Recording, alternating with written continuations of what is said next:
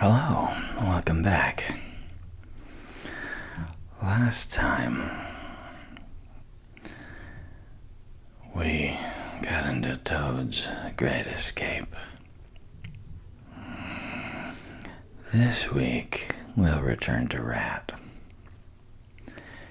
If you have any nighttime rituals that you need to get through before you go to bed, go ahead and get those things done. I'm going to start reading. And if we time this right, I should start slowing down. As you're starting to slow down, getting ready to drift off into sleep.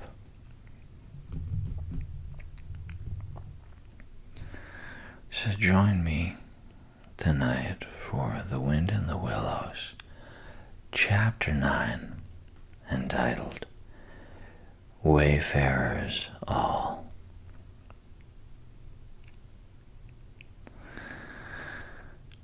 The water rat was restless, and he did not exactly know why. To all appearances, the summer's pomp was still at fullest height, and although in the tilled acres green had given way to gold, the rowans were reddening, and the woods were dashed here and there with a tawny fierceness, yet light and warmth and color were still present in undiminished measure, clean of any chilly premonitions of the passing year. But the constant chorus of the orchards and hedges had shrunk to a casual evensong from a few yet unwearied performers. The robin was beginning to assert himself once more, and there was a feeling in the air of change and departure. The cuckoo, of course, had long been silent, but many another feathered friend, for months a part of the familiar landscape and its small society, was missing too, and it seemed that the ranks thinned steadily day by day. Rat, ever observant of all winged movement, saw that it was taking daily a southing tendency, and even as he lay in bed at night, he thought he could make out, passing in the darkness overhead, the beat and quiver of impatient pinions, obedient to the peremptory call. Nature's grand hotel has its season, like the others, as the guests, one by one, pack, pay, and depart, and the seats at the table d'hôte shrink pitifully at each succeeding meal, as suites of rooms are closed, carpets taken up, and waiters sent away.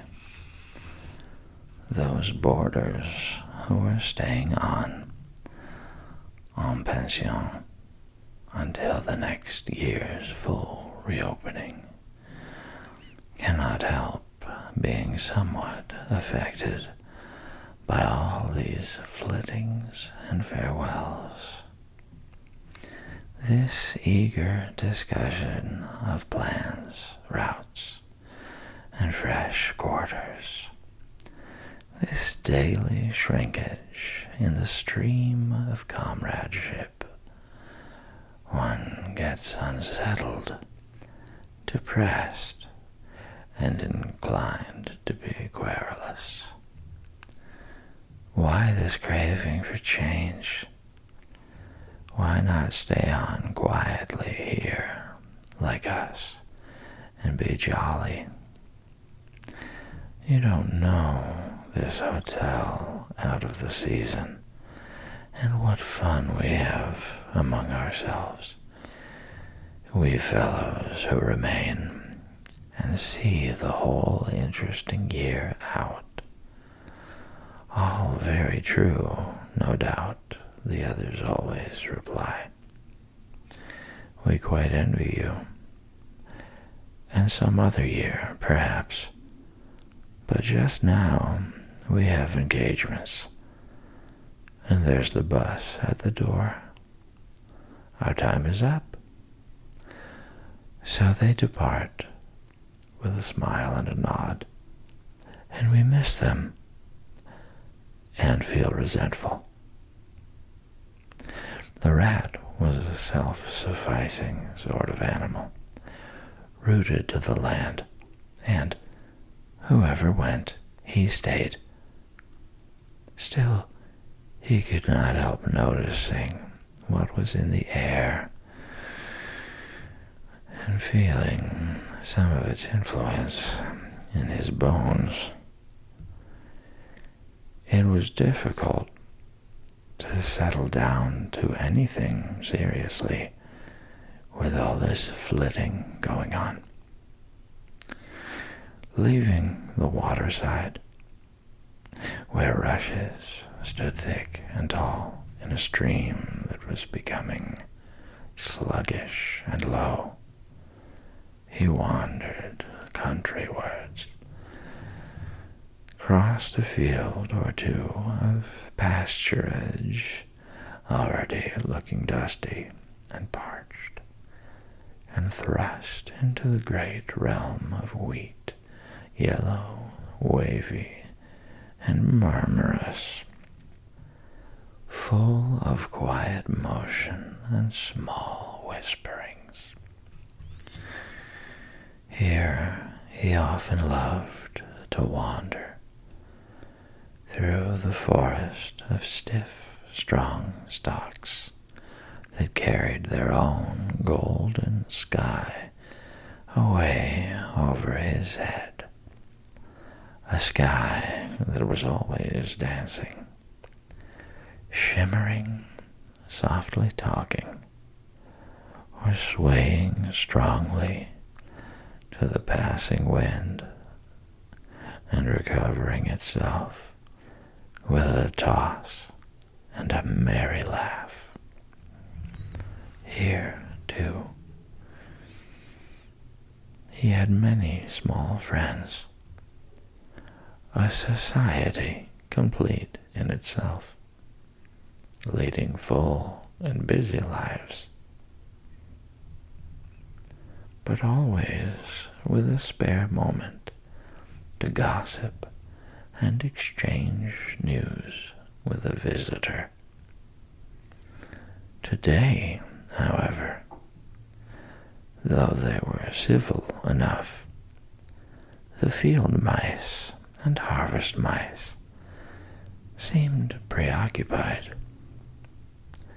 Many were digging and tunneling busily. Others gathered together in small groups, examined plans and drawings of small flats, stated to be desirable and compact, and situated conveniently near the stores. Some were hauling out dusty trunks and dress baskets. Others were already elbow deep, packing their belongings, while everywhere piles and bundles of wheat, oats, barley, beech mast, and nuts lay about, ready for transport. "Here's old Ratty," they cried as soon as they saw him. "Come and bear a hand, Rat, and don't stand about idle. What sort of games are you up to?" said the Water Rat severely. "You know it isn't time to be thinking of winter quarters yet, by a long way." "Oh yes, we know that," explained a field mouse, rather shamefacedly.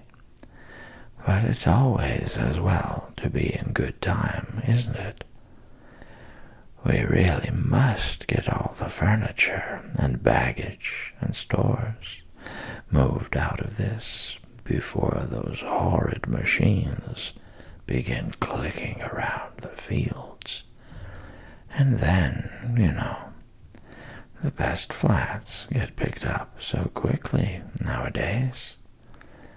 And if you're late, you have to put up with anything. And they want such a lot of doing up, too, before they're fit to move into. Of course, we're early. We know that. But we're only just making a start." "Oh, bother starts," said the Rat. "It's a splendid day. Come for a row, or a stroll along the hedges, or a picnic in the woods, or something." "Well, I think not today, thank you," replied the field mouse hurriedly. "Perhaps some other day, when we've more time."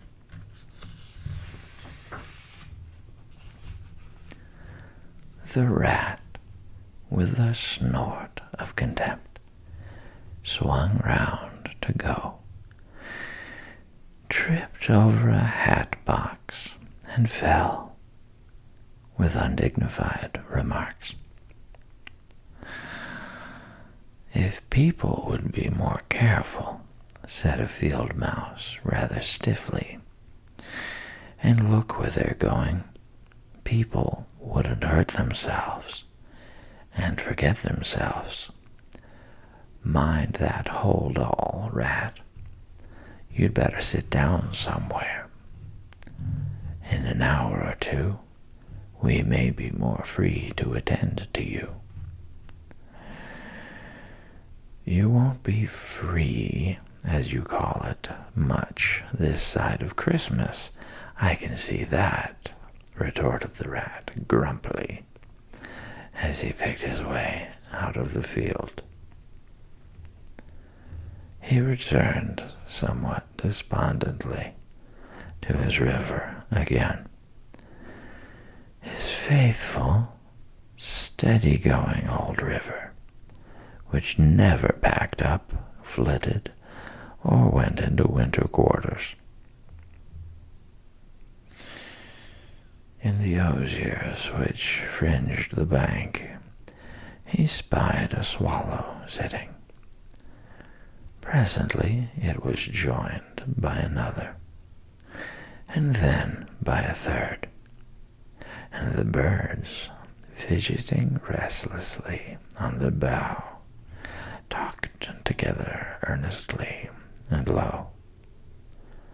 "What, already?" said the Rat, strolling up to them. "What's the hurry? I call it simply ridiculous."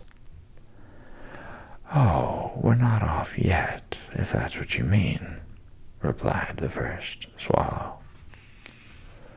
"We're only making plans and arranging things. Talking it over, what route we're taking this year, and where we'll stop, and so on. That's half the fun.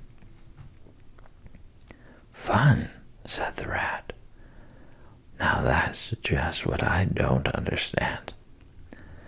If you've got to leave this pleasant place, and your friends who will miss you, and your snug homes that you've just settled into, why, when the hour strikes, I've no doubt you'll go bravely and face all the trouble and discomfort and change and newness and make-believe that you're not very unhappy.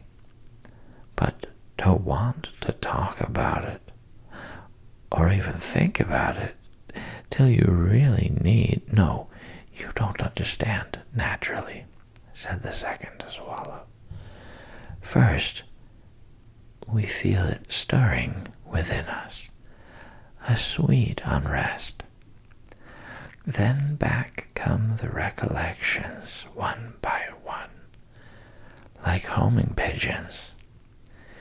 They flutter through our dreams at night. They fly with us in our wheelings and circlings by day. We hunger to inquire of each other, to compare notes and assure ourselves that it was all really true. As one by one the scents and sounds and names of long-forgotten places come gradually back and beckon to us. Couldn't you stop on for just this year? Suggested the water rat wistfully. We'll all do our best to make you feel at home. You've no idea what good times we have here, while you are far away. I tried stopping on 1 year, said the third swallow. I had grown so fond of the place that when the time came, I hung back and let the others go on without me.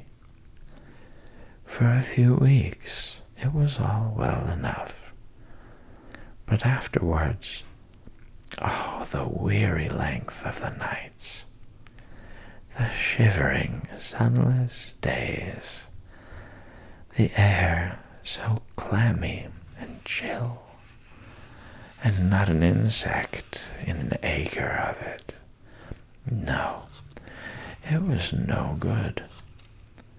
My courage broke down, and one cold, stormy night I took wing, flying well inland on account of the strong easterly gales. It was snowing hard as I beat through the passes of the great mountains, and I had a stiff fight to win through. But never shall I forget the blissful feeling of the hot sun again on my back as I sped down to the lakes that lay so blue and placid below me, and the taste of my first fat insect. The past was like a bad dream. The future was all happy holiday as I moved southwards, week by week, easily, lazily, lingering as long as I dared, but always heeding the call. No, I had had my warning. Never again did I think of disobedience. Ah, yes, the call of the South, twittered the other two dreamily. Its songs, its hues, its radiant air. Oh, do you remember? And, forgetting the rat, they slid into passionate reminiscence while he listened, fascinated, and his heart burned within him. In himself, too, he knew that it was vibrating at last, that chord hitherto dormant and unsuspected. The mere chatter of these southern-bound birds, their pale and second-hand reports, had yet power to awaken this wild new sensation and thrill him through and through with it.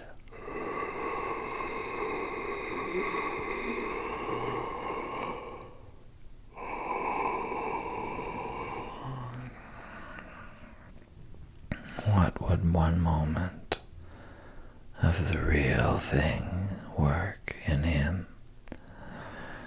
One passionate touch of the real southern sun, one waft of the authentic odor. With closed eyes, he dared to dream a moment in full abandonment. And when he looked again, the river seemed steely and chill, the green fields gray and lightless. Then his loyal heart seemed to cry out on his weaker self for its treachery. "Why do you ever come back then at all?" he demanded of the swallows jealously. "What do you find to attract you in this poor, drab little country?" "And do you think," said the first swallow, "that the other call is not for us too, in its due season? The call of lush meadow grass, wet orchards, warm insect-haunted ponds, of browsing cattle, of haymaking, and all the farm buildings clustering round the house of the perfect eaves." "Do you suppose," asked the second one, "that you are the only living thing that craves with a hungry longing to hear the cuckoo's note again?" "In due time," said the third, "we shall be homesick once more for quiet water lilies swaying on the surface of an English stream. But today all that seems pale and thin and very far away. Just now our blood dances to other music." They fell a-twittering among themselves once more, and this time their intoxicating babble was of violet seas, tawny sands, and lizard-haunted walls. Restlessly, the rat wandered off once more, climbed the slope that rose gently from the north bank of the river, and lay looking out towards the great ring of downs that barred his vision further southwards. His simple horizon hitherto, his mountains of the moon, his limit behind which lay nothing he had cared to see or to know.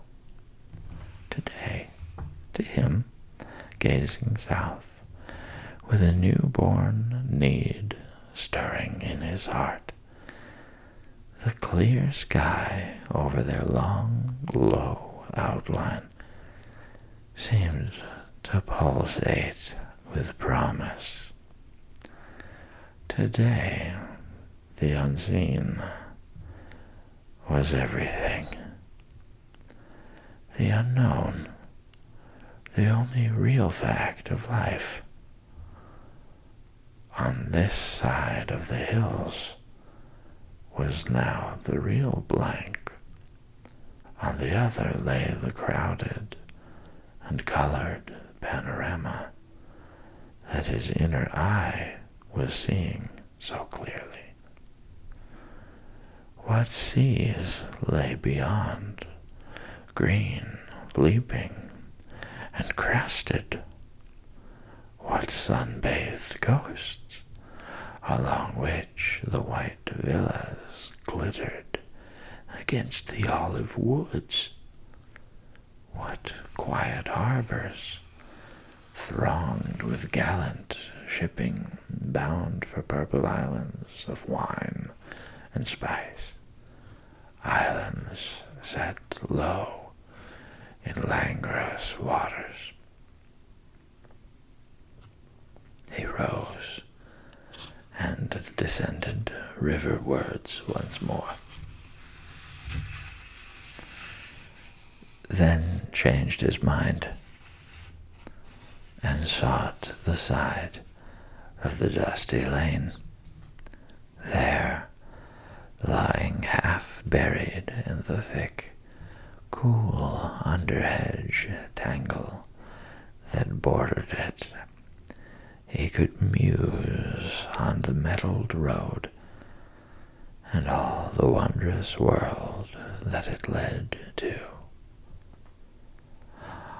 On all the wayfarers, too, that might have trodden it, and the fortunes and adventures they had gone to seek, or found on seeking, out there beyond.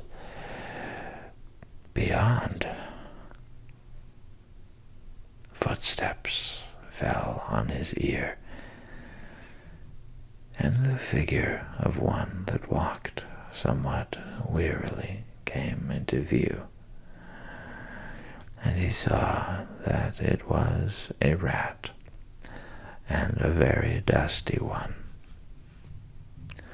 The wayfarer, as he reached him, saluted with a gesture of courtesy that had something foreign about it, hesitated a moment, then with a pleasant smile turned from the track and sat down by his side in the cool herbage. He seemed tired.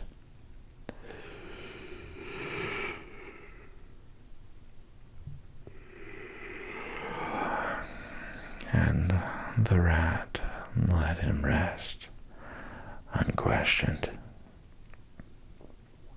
understanding something of what was in his thoughts, knowing, too, the value all animals attach at times to mere silent companionship, when the weary muscles slacken and the mind marks time.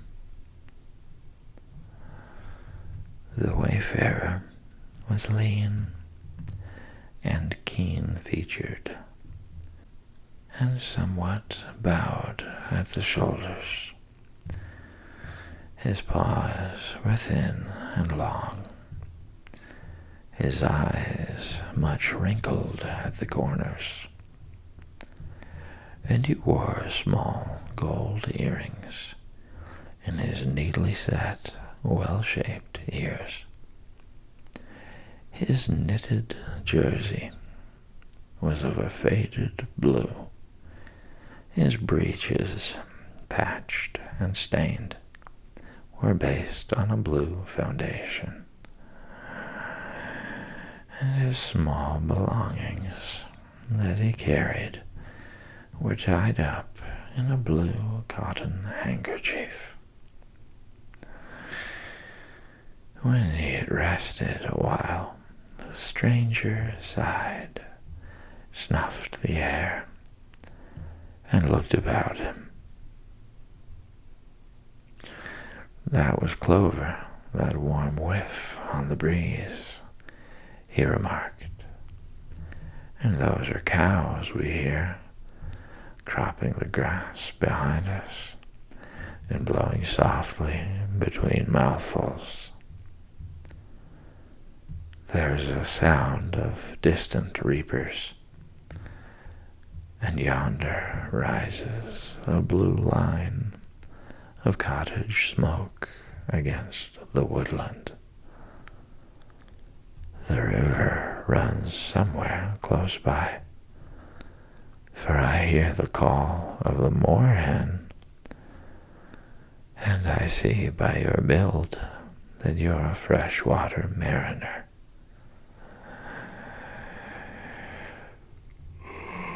"Everything seems asleep, and yet going on all the time. It is a goodly life that you lead, friend.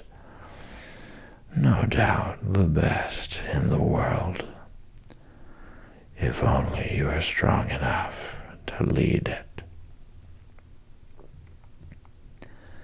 "Yes, it's the life, the only life to live," responded the water rat dreamily, and without his usual wholehearted conviction. "I did not say exactly that," replied the stranger cautiously, "but no doubt it's the best. I've tried it, and I know. And because I've just tried it, 6 months of it, and know it's the best, here am I, footsore and hungry, tramping away from it, tramping southward, following the old call, back to the old life, the life which is mine, and which will not let me go." "Is this, then, yet another of them?" mused the rat. "And where have you just come from?" he asked. He hardly dared to ask where he was bound for. He seemed to know the answer only too well. "Nice little farm," replied the wayfarer briefly. "Up along in that direction." He nodded northwards. "Never mind about it. I had everything I could want. Everything I had any right to expect of life and more. And here I am. Glad to be here all the same, though. Glad to be here. So many miles further on the road. So many hours nearer to my heart's desire." His shining eyes held fast to the horizon, and he seemed to be listening for some sound that was wanting from that inland acreage, vocal as it was with the cheerful music of pasturage and farmyard. "You are not one of us," said the water rat, "nor yet a farmer, nor even, I should judge, of this country." "Right," replied the stranger. "I am a seafaring rat, I am, and the port I originally hail from is Constantinople." though I'm a sort of foreigner there, too, in a manner of speaking. You will have heard of Constantinople, friend, a fair city, and an ancient and glorious one. And you may have heard, too, of Sigurd, King of Norway, and how he sailed thither with 60 ships, and how he and his men rode up through streets all canopied in their honor with purple and gold, and how the emperor and empress came down and banqueted with him on board his ship. When Sigurd returned home, many of his Northmen remained behind and entered the emperor's bodyguard, and my ancestor, a Norwegian-born, stayed behind too, with the ships that Sigurd gave the emperor. Seafarers we have ever been, and no wonder. As for me, the city of my birth is no more my home than any pleasant port between there and the London River. I know them all, and they know me. Set me down on any of their quays or foreshores, and I am home again. I suppose you go great voyages, said the water rat with growing interest. Months and months out of sight of land, and provisions running short, and allowance as to water, and your mind communing with the mighty ocean, and all that sort of thing? By no means, said the sea rat frankly. Such a life as you describe would not suit me at all. I am in the coasting trade, and rarely out of sight of land. It's the jolly times on shore that appeal to me as much as any seafaring. Oh, those southern seaports, the smell of them, the riding lights at night, the glamour. Well, perhaps you have chosen the better way, said the water rat, but rather doubtfully. Tell me something of your coasting, then, if you have a mind to, and what sort of harvest an animal of spirit might hope to bring home from it, to warm his latter days with gallant memories by the fireside. For my life, I confess to you, feels to me today somewhat narrow and circumscribed. My last voyage, began the sea rat, that landed me eventually in this country, bound with high hopes for my inland farm, will serve as a good example of any of them, and indeed as an epitome of my highly colored life. Family troubles, as usual, began it. The domestic storm cone was hoisted, and I shipped myself on board a small trading vessel bound from Constantinople by classic seas whose every wave throbs with a deathless memory, to the Grecian islands and the Levant.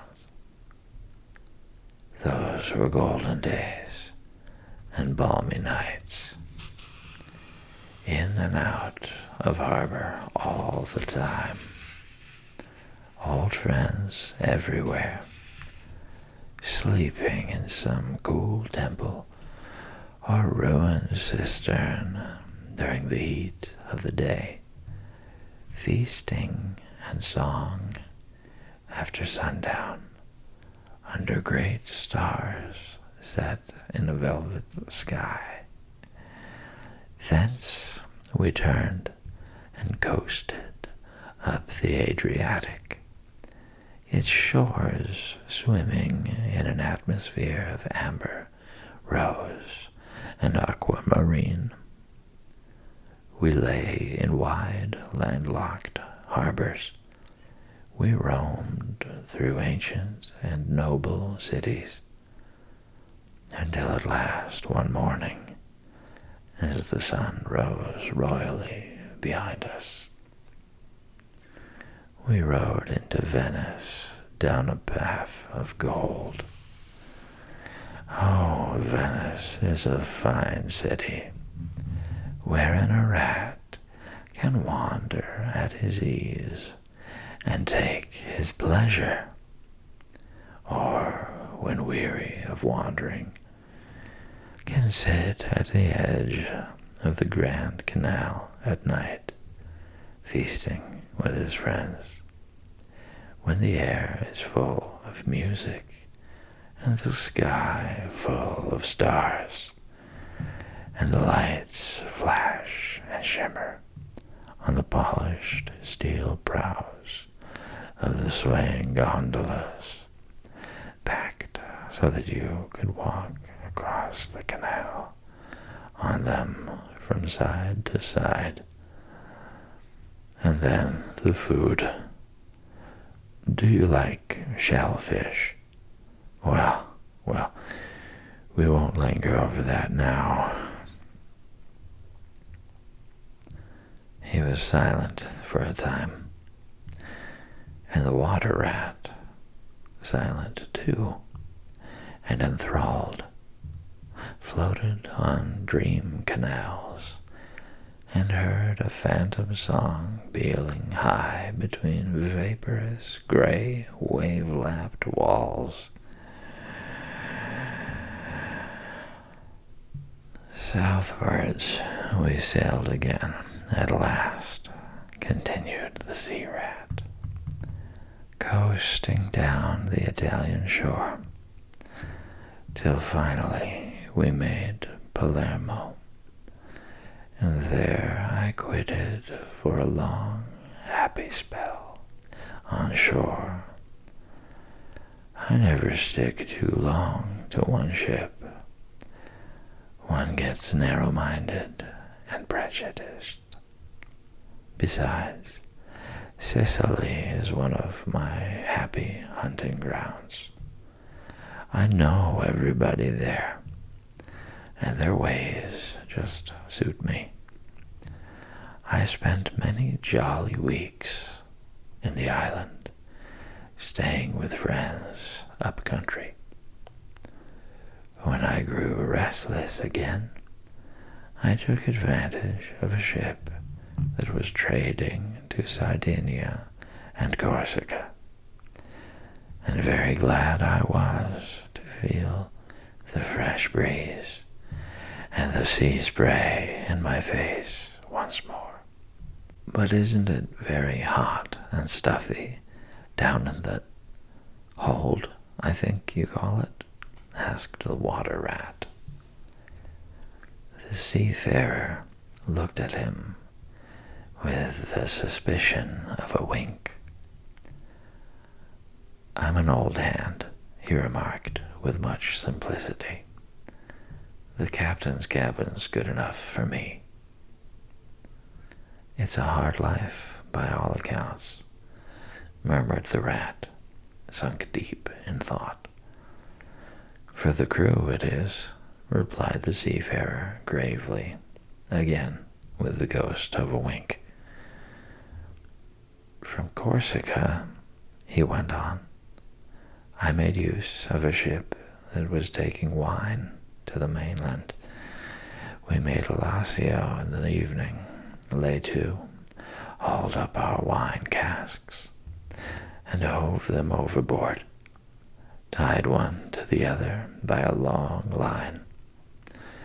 Then the crew took to the boats and rowed shorewards, singing as they went, and drawing after them the long bobbing procession of casks, like a mile of porpoises.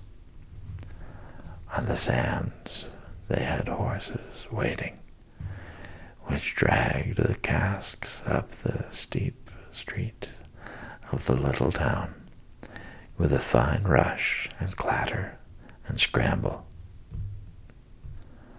When the last cask was in, we went and refreshed and rested, and sat late into the night, drinking with our friends, and next morning I was off to the great olive woods for a spell and a rest. For now I had done with islands for the time, and ports and shipping were plentiful. So I led a lazy life among the peasants, lying and watching them work, or stretched high on the hillside with the blue Mediterranean far below me. And so, at length, by easy stages, and partly on foot, partly by sea, to Marseille, and the meeting of old shipmates, and the visiting of great ocean-bound vessels, and feasting once more. Talk of shellfish! Why, sometimes I dream of the shellfish of Marseille, and wake up crying. "That reminds me," said the polite water rat. "You happened to mention that you were hungry, and I ought to have spoken earlier. Of course you will stop and take your midday meal with me. My hole is close by. It is some time past noon, and you are very welcome to whatever there is." "Now I call that kind and brotherly of you," said the sea rat. "I was indeed hungry when I sat down, and ever since I inadvertently happened to mention shellfish, my pangs have been extreme. But couldn't you fetch it along out here?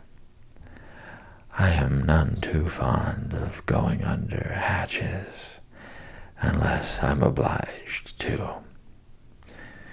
And then, while we eat, I could tell you more concerning my voyages, and the pleasant life I lead. At least, it is very pleasant to me, and by your attention, I judge it commends itself to you. Whereas, if we go indoors, it is 100 to 1 that I shall presently fall asleep."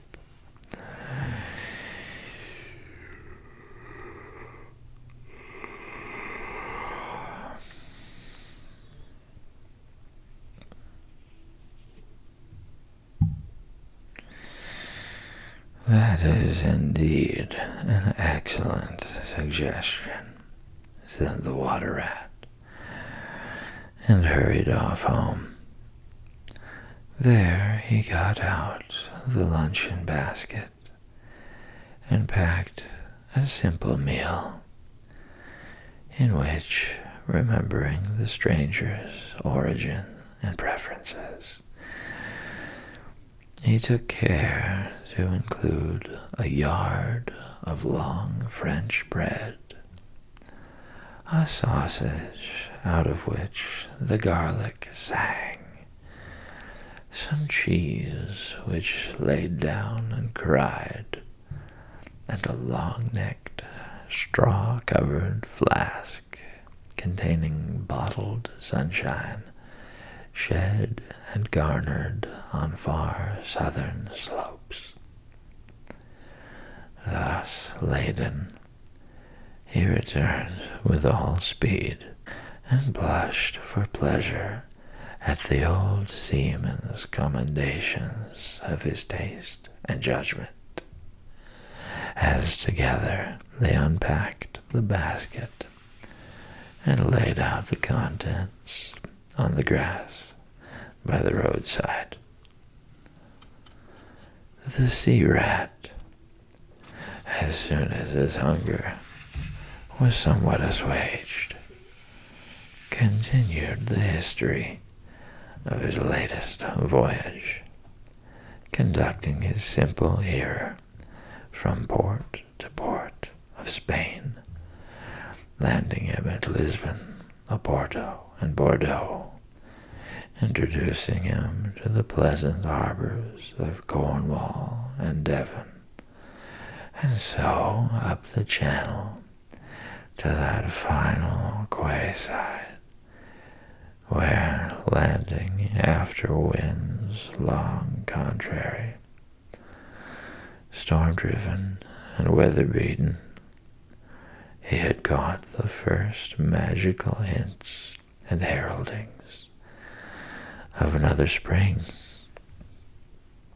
and fired by these, had sped on a long tramp inland, hungry for the experiment of life on some quiet farmstead, very far from the weary beating of any sea. Spellbound and quivering with excitement, the water rat followed the adventurer league by league, over stormy bays, through crowded roadsteads, across harbor bars, on a racing tide, up winding rivers that hid their busy little towns round a sudden turn, and left him with a regretful sigh, planted at his dull inland farm, about which he desired to hear nothing. By this time, their meal was over, and the seafarer, refreshed and strengthened, his voice more vibrant, his eye lit with a brightness that seemed caught from some far-away sea beacon, filled his glass with the red and glowing vintage of the South, and, leaning towards the water rat, compelled his gaze and held him, body and soul, while he talked.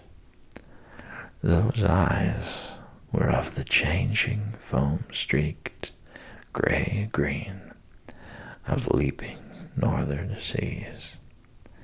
In the glass shone a hot ruby that seemed the very heart of the South, beating for him who had courage to respond to its pulsation. The twin lights, the shifting gray and the steadfast red, mastered the water rat and held him bound, fascinated, powerless. The quiet world outside, their rays receded far away and ceased to be. And the talk, the wonderful talk, flowed on. Or was it speech entirely? Or did it pass at times into song? Chanty of the sailors weighing the dripping anchor, sonorous hum of the shrouds in a tearing northeaster, ballad of the fisherman hauling his nets at sundown against an apricot sky, chords of guitar and mandolin from gondola or caique.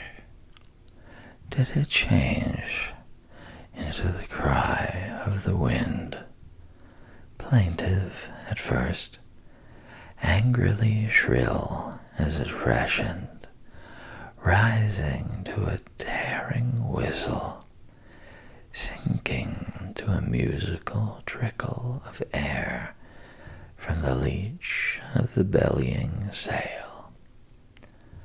All these sounds the spellbound listener seemed to hear, and with them the hungry complaint of the gulls and the sea mews, the soft thunder of the breaking wave, the cry of the protesting shingle. Back into speech again it passed, and with beating heart he was following the adventures of a dozen seaports, the fights, the escapes, the rallies, the comradeships, the gallant undertakings. Or he searched islands for treasure, fished in still lagoons, and dozed day long on warm white sand. Of deep-sea fishings he heard tell, and mighty silver gatherings, of the mile-long net, of sudden perils, noise of breakers on a moonless night, or the tall bows of the great liner taking shape overhead through the fog, of the merry home-cooking, the headland rounded, the harbor lights opened out, the groups seen dimly on the quay, the cheery hail, the splash of the hawser, the trudge up the steep little street towards the comforting glow of red-curtained windows. Lastly, in his waking dream, it seemed to him that the adventurer had risen to his feet, but was still speaking, still holding him fast with his sea-gray eyes.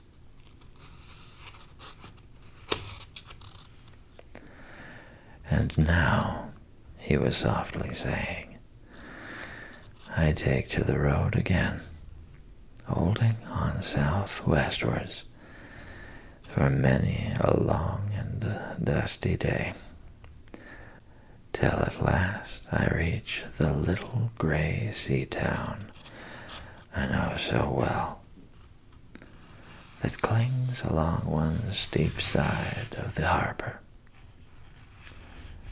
There, through dark doorways, you look down flights of stone steps, overhung by great pink tufts of valerian, and ending in a patch of sparkling blue water.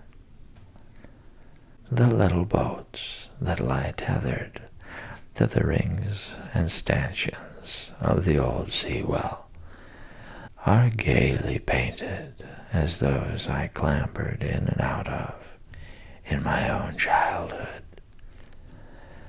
The salmon leap on the flood tide. Schools of mackerel flash and play past quaysides and foreshores, and by the windows the great vessels glide night and day up to their moorings or forth to the open sea.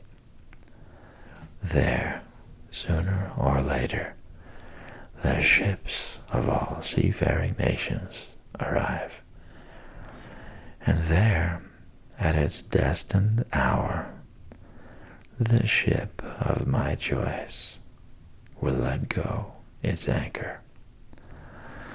I shall take my time.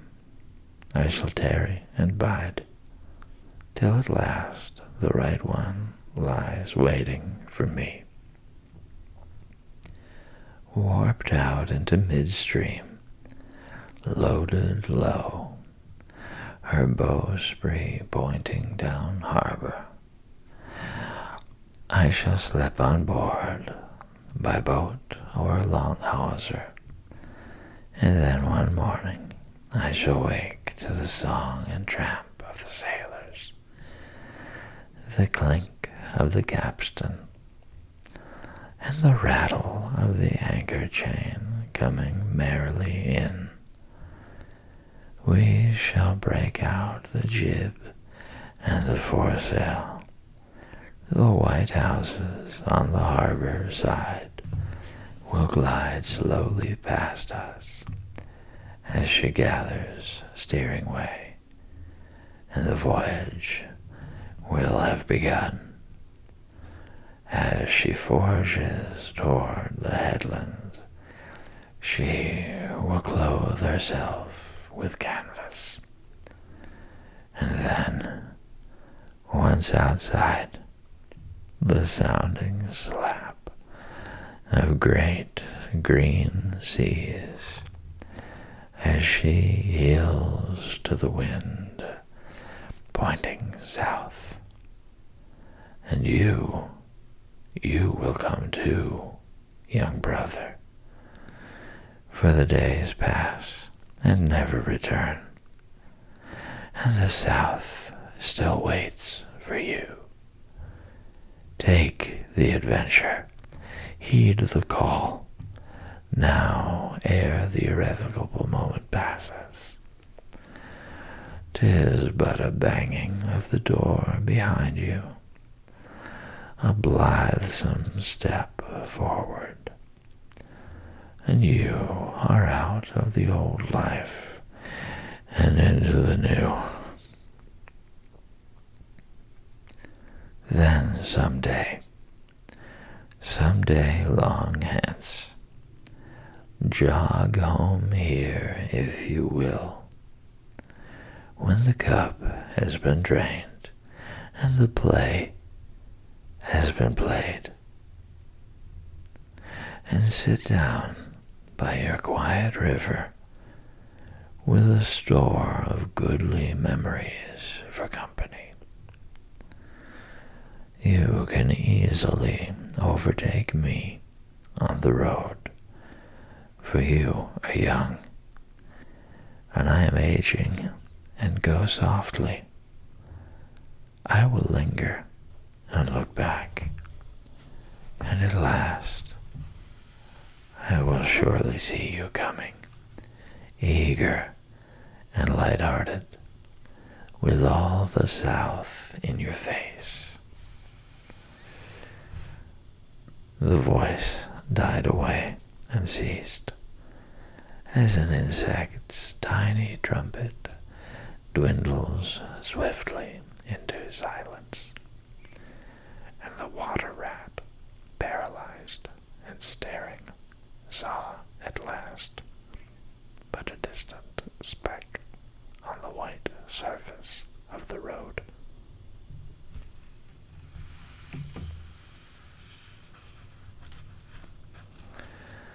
Mechanically, he rose and proceeded to repack the luncheon basket carefully and without haste. Mechanically, he returned home, gathered together a few small necessaries and special treasures he was fond of, and put them in a satchel, acting with slow deliberation, moving about the room like a sleepwalker, listening ever with parted lips. He swung the satchel over his shoulder, carefully selected a stout stick for his wayfaring, and with no haste, but with no hesitation at all, he stepped across the threshold just as the mole appeared at the door. "Why, where are you off to, Ratty?" asked the mole in great surprise, grasping him by the arm. "Going south with the rest of them," murmured the rat in a dreamy monotone, never looking at him. "Seawards first, and then on shipboard, and so to the shores that are calling me." He pressed resolutely forward, still without haste, but with dogged fixity of purpose. But the mole, now thoroughly alarmed, placed himself in front of him, and looking into his eyes, saw that they were glazed and set, and turned a streaked and shifting gray. Not his friend's eyes, but the eyes of some other animal. Grappling with him strongly, he dragged him inside, threw him down, and held him. The rat struggled desperately for a few moments, and then his strength seemed suddenly to leave him, and he lay still and exhausted, with closed eyes, trembling. Presently, the mole assisted him to rise and placed him in a chair, where he sat collapsed and shrunken into himself, his body shaken by a violent shivering, passing in time into an hysterical fit of dry sobbing. Mole made the door fast, threw the satchel into a drawer and locked it, and sat down quietly on the table by his friend, waiting for the strange seizure to pass. Gradually, the rat sank into a troubled doze, broken by starts and confused murmurings of things strange and wild and foreign to the unenlightened mole. And from that he passed into a deep slumber.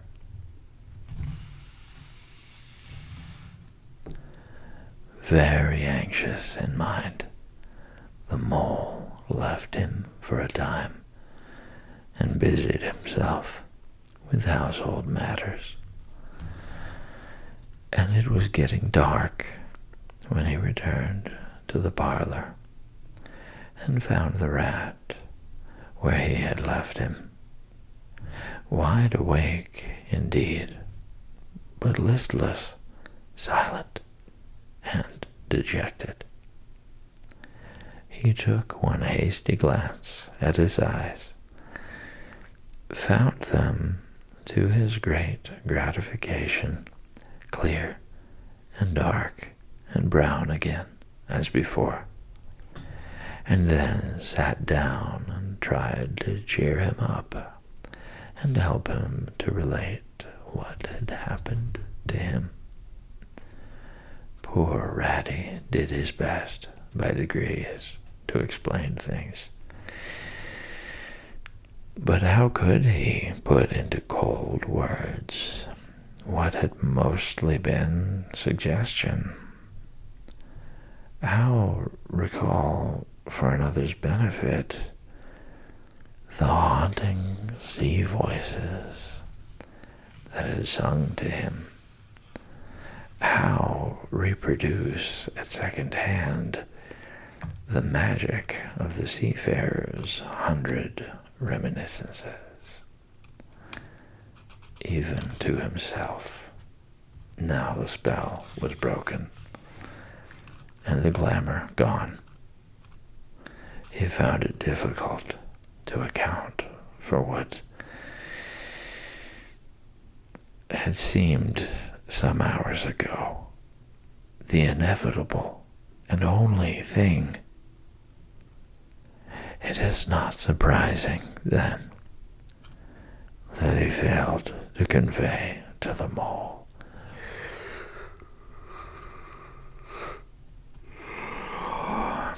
any clear idea of what he had been through that day. To the mole, this much was plain. The fit or attack had passed away, and had left him sane again, though shaken and cast down by the reaction. But he seemed to have lost all interest for the time in the things that went to make up his daily life, as well as in all pleasant forecastings of the altered days and doings that the changing season was surely bringing. Casually, then,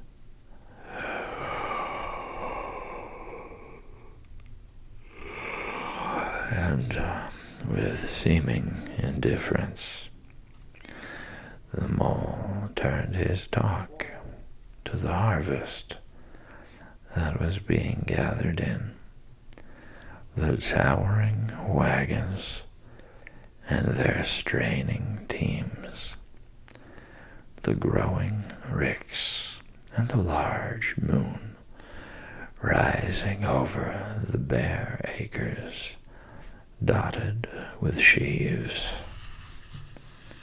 He talked of the reddening apples around, of the browning nuts, of jams and preserves, and the distilling of cordials,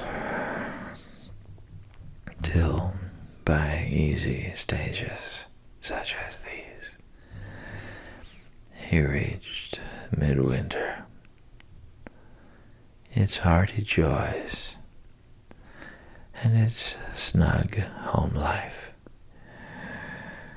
and then he became simply lyrical. By degrees, the rat began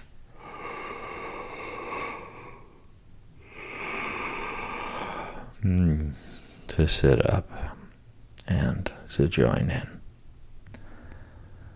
His dull eyes brightened, and he lost some of his listless air. Presently, the tactful mole slipped away and returned with a pencil and a few half sheets of paper, which he placed on the table at his friend's elbow.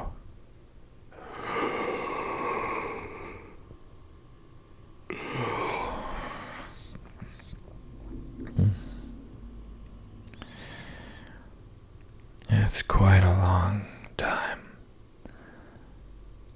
since you did any poetry, he remarked. You might have a try at it this evening instead of, well, brooding over things so much. I've an idea that you'll feel a lot better when you've got something jotted down. If it's only just the rhymes. The rat pushed the paper away from him wearily, but the discreet mole took occasion to leave the room, and when he peeped in again sometime later, the rat was absorbed and deaf to the world, alternatively scribbling and sucking the top of his pencil. It is true that he sucked a good deal more than he scribbled, but it was joy to the mole to know that the cure had at least begun.